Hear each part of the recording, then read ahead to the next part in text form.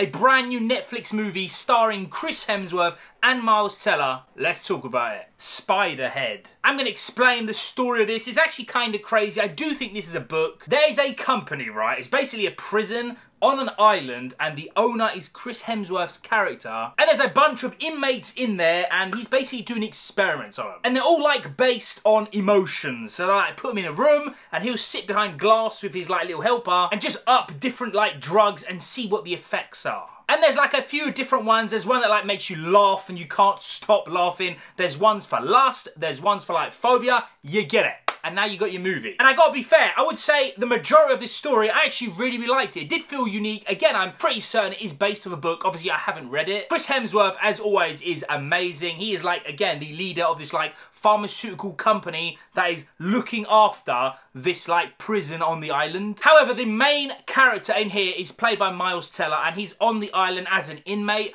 I'm not going to say why he's there, his backstory. I did like it. I didn't like see it coming. This movie is actually really hard to review because I can't say too much because I don't want there to be any spoilers whatsoever. In fact, if you haven't even seen the trailer, go into this and check it out, man. It is rated R. It's nearly 2 hours. I like these versions of the drugs and what they do to people. I like that he is observing them, and I just like all that stuff. It feels, I don't want to say it feels real because it is kind of outrageous. They've got this like thing inside there where the little capsule's going and he controls it by remote control. It's bonkers, but I can kind of see it happening. Maybe like 100 years, I don't know. Just imagine like, you know, you've got someone who's not loved by anyone, and then you inject him with like the love like drug, and now he's loving it, mate. He's having the time of his life. I just like that concept. I thought it was pretty good. However, there are things that I didn't like. Now, there's a lot of things with music in here. I don't know if that's straight from the book or if it's just like the director's choice. There's way too much music in here, man. Maybe it's for you. For me, I don't like that stuff, man. Literally, like every other scene, there's some music playing. That is obviously like a little nitpick thing. It's just my personal preference. I didn't like the music stuff in the movie, but